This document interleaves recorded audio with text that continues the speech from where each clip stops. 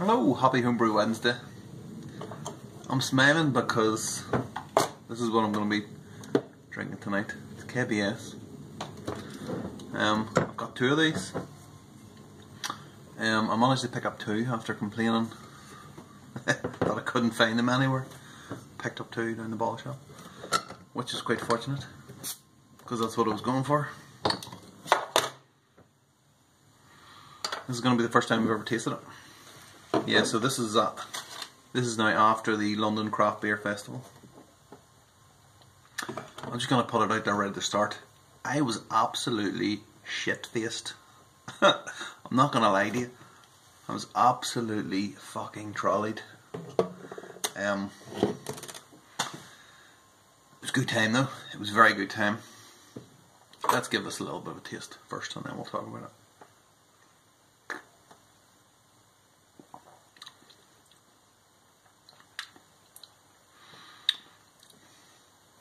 I've done a version of this. Mine doesn't taste like that. It does have that real oak taste though.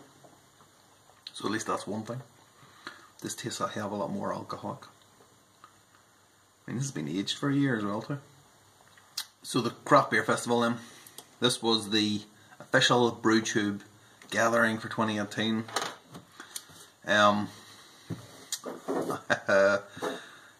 It's the big one. Let's just say it's the big one. It's the massive big beer festival. It seems to be getting bigger every year. The world's best craft beer breweries have little stalls, and you pay for your ticket in advance. You pay whatever it costs, £40, something like that, and you can just drink. They basically let you drink as much as you want. It's maybe a mistake. So yeah, this year then it was at the it just seems to be have exploded this year, because last year when we went to it, it was in, I don't know, Shoreditch somewhere, but it was not a massive venue. Like, it was fairly I thought it was fairly big at the time, but the venue it's in now was like, it was enormous. The Tobacco Dock, so it's like basically an enormous warehouses. In fact, I think it's like 3 warehouses just all stuck together. Big, long warehouses. And basically, we were in, the whole beer festival was in like the 2 on the left hand side. So the one on the left, the one in the middle, and then the one there. I don't know if there was anything in the one on the right, but maybe using for something else. But yeah, so basically all the beer stuff was down the centre aisle, or all, well, this is it. All the stuff down the centre aisle. It's hard to explain because it was like an indoor and outdoor type of place. It reminded me of like an indoor outdoor market, that type of place. It was all kind of under a roof, but there was this large like atriums almost. I think it was 2 of them, big huge areas where like it was just open to the elements. I suppose if it had rained, then there was plenty of room. They could just have moved stuff about. So yeah, all the beer stalls were basically down there. And all the food was on the top level, which was good because the last year the food was kind of downstairs and it was kind of in the way, sort of. Even though it was pushed to the side, there wasn't really enough room for it. This was perfect because this was all upstairs. And then on the left hand side, the left hand warehouse was like this place called the Vaults. Now, it wasn't just a warehouse, it wasn't just like an open warehouse, you know, you'd walk into these days. This was like real, it was all made of brick, and it was like cavernous kind of arches all over the place, which made it seem, give it a real, you know, the building a real kind of feel to it. And then in the vaults, then it was just like there was no, it was all kind of this cavernous space, and it was like just loads and loads more little bar stalls, and it was just fantastic. The venue was absolutely spot on. I can't speak highly enough. I know everyone thinks the same thing because it's true. The venue was absolutely fantastic. And then there was 2 entrances, so we actually went round the back to get in. But if you had went round the front to get in, there was a bloody big pirate ship, a massive pirate ship, which I did see finally. Yeah, I think it was 2 ships actually, just randomly sitting there, just. It's not beside the bloody, it's not beside the river or anything like that. just in this like canal. Weird. So, as I said, fantastic. Some fantastic beers there. I think the best was probably those three that I remember. I don't remember much, I'll be honest, but I do. There's three beers that I remember. One was it was a triple fruit gose. I can't remember what the three fruits were. Dr. Hans will know the answer to this, or Colin will know the answer. I know there was raspberry and mango. I can't remember what the third one is. I know I thought it would tasted like rhubarb and pear, but it was like there was no mango in it. Like, and there was something else, but I'm sure one of the two of them will put something down below. That was one that I really liked. That 4.5%. The second one was it was a New England IPA, but it was a rye New England IPA by Howling Hops. It was fantastic. It's given me an idea now of doing like what to brew, basically what to brew next. I've never done a New England IPA. I know, I'm one of the few. And then the third one was a beer called Orange Velvet. Oh God, who was the brewer? I don't know. I do know, and you know what? I don't know. I can sit here for 10 minutes and I'm just guessing names. Can't remember. It was fantastic. It tasted a bit like the Brewdog Clockwork Tangerine, but it was velvet in the name, so it was really kind of velvety and smooth and just absolutely beautiful. I think it was about 6%, something like that. It was fantastic. I'm not sure, I wouldn't say I preferred one or the other, but it was those three are the standout beers. And then the rest are just, they're not shit. I'm not saying that the rest of them are shit. I'm just saying the rest of them are, like, the quality is, you know, here. And these ones are, like, up here somewhere, so. I think there was only one beer I didn't like, which was a berry. It was a red berry sour, or something like that. I think it was. And it tasted like vinegar. Dr. Hans, did you get tasting it? Because I really didn't like it at all. Still drunk it. Maybe that's the problem. So yeah, so we all kind of met then in the Wetherspoons. There's Wetherspoons like 15 minutes or something away, and we all met there in the morning. You know, all nice and polite and friendly and all, and it was good. Like everybody, was all talking to each other and all. So I think we all got on really, really well. So there's 12 of us in the pub, and then we met another 4 people, I think, inside. So yeah, basically, I got a bit pissed. I got a little bit pissed, I'll be honest. I think everyone else was pissed as well, but these things I always like to have something to eat at some point along the day or along the evening or whatever it is, so that you've got your wits about you. Oh, not that time. I was absolutely hammered. I can remember most things up until pretty much when we left. After that, it's just really hazy. One of the last things I remember was meeting Peter Hodge, because we couldn't find Peter in the place. Well, I couldn't. But we seen him outside. I must have been pissed when I was talking to him. Sorry about that, Peter.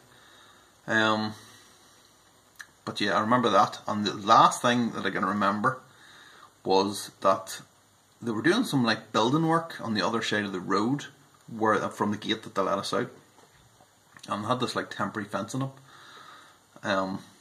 So yeah, basically at some point we were standing over there. I can't remember who I was with. There was a fence there. I leant against the fence, just leant back on the fence, and it was just the fence kept going, and I was like, oh, the entire fence just went straight back. Oh, you can take me nowhere, honest. It's funny now I think about it, though. It is funny. It's just so slapstick. I don't think anyone's got it on video, which is maybe good, but it's probably a shame, because that would have been fucking hilarious. So yeah, after that, I don't know what the hell happened. Went off with someone, I think. Possibly Robbie Williams, because Robbie was wondering where I was. but I can't remember. I cannot remember anything until basically I woke up in the hotel, in my hotel, in the proper hotel, like at 10 o'clock at night. So the thing ended at 4:30, and basically the next thing I remember is like waking up in a ball of sweat at like 10 o'clock at night. And then I looked at my phone, it was like fucking 50 messages and phone calls and everything. I was like, what the hell just happened? So yeah, obviously I've, somehow managed to get home, or get to the hotel. Must have walked it because my legs were sore the next day. Presumably Google. When I looked at Google Maps, I must have been trying to press stuff on the screen or something like that, because I noticed a couple of random places that had pinned. I must have been just putting my finger on the screen or something like that. So yeah, there you are. So then it was obviously 10 o'clock, and then everyone else had been out for the fucking night and I'd missed it. So yeah, that was good. I'm not drinking next year, basically, is what I'm saying. I'm just gonna observe next year. That's it. I'm just gonna be a professional. If you go over to Matt Callaby's site as well too, he's got a fantastic I'll leave a link and down in the description as well. He's got a fantastic video just basically about the day he managed to get video. I don't know how, just because I think he forced himself to take video and then he went and got pissed afterwards. So the only other thing then is I want to show you a hop update. So this is the end of July, start of August. I mean, look at that, wow. Looks good from here. So if you remember, this is the one that never grew. It's definitely growing now, okay. Late entrance. It's all very bushy around the bottom there, but I'm just going to leave it like that. I'll just let it do what it wants. I'm not expecting absolutely nothing of this. We're still going, so it hasn't gone massive, but you know what, let's go for the other one and you'll see why I don't mind. Okay, so you can see it's getting a bit untidy. There's these kind of arms coming out from everywhere, and we're starting to form cones. You can see that, look, just small cones, although you can see here that they're all kind of a bit brown. I don't know what that's all about, like, but yeah, they really they were all kind of tiny up until fairly recently. You can see there's loads and loads of them. In fact, they were tiny until I cut away basically all of the leaves off the bottom of it there, and then it seems that ever since I've done that, these have really started to grow. It might be a coincidence, it might not be, but I just kind of figured that when they started getting the small cones, that might be an idea if I want to get something off them, to try to give them as much as help as possible. Yeah, so you see there is absolutely loads of them. Hasn't quite reached the top as yet, but still, that's pretty impressive. Yeah, I'm very happy with that. Okay, on to the next one then. So this is the second biggest. Now, this is the one here, and this one here is the one where the head came off. And ever since then, it's just exploded, widthwise, not lengthwise. This one is way up over the top of the garage there. I've got the selfie stick here, so we'll push up and see what you can see.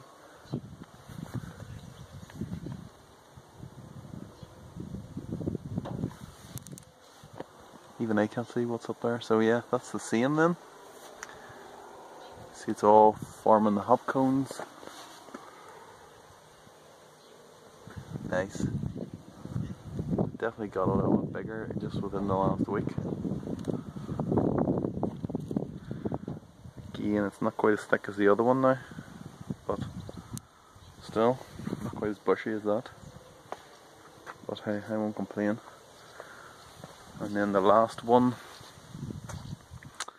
you can see that the cones, the cones on these are about the same as the other ones were, but they have now started growing quite big. So again, it looks quite a delicate one. It's near up to the top as well, but is quite small, so I might get something off this too, this one, but this is the holler tie. I think the other two are the main contenders. Again, I've cut away the bottom of it there. Another thing too, is all this grass and stuff. I think next year I'm going to cut away all the grass around it so there's nothing growing, because I've had to try and cut the grass and it's been quite difficult. I mean, once or twice I didn't actually cut the line.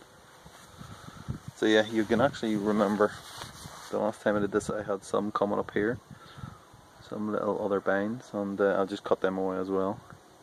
It's really paying dividends. So yeah, that is the update for July.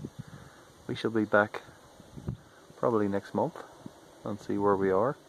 Should hopefully have some fully developed cones and getting ready to harvest, hopefully. Yeah, that's terribly exciting. I'm not sure how many hops I'm going to get off it. I'm probably not going to get out enough for like a beer, but if I can get something off in the first year, I mean, these are first year hops, so I mean, it obviously has been the best summer of all time. We're likely not to see another one for another 100 years. But yeah, so there you are. The only other thing then is, I just want to see the box down here. I have my beers for the smash off have arrived. They are in the fridge, so I'm going to start drinking them probably at the weekend coming.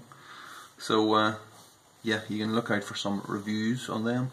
I will probably be knocking them out 2 at a time in true kind of smash off format.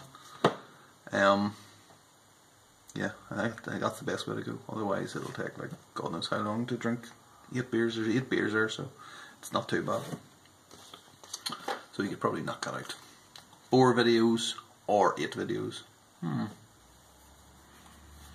Yeah, anyway, I'm away. So, cheers.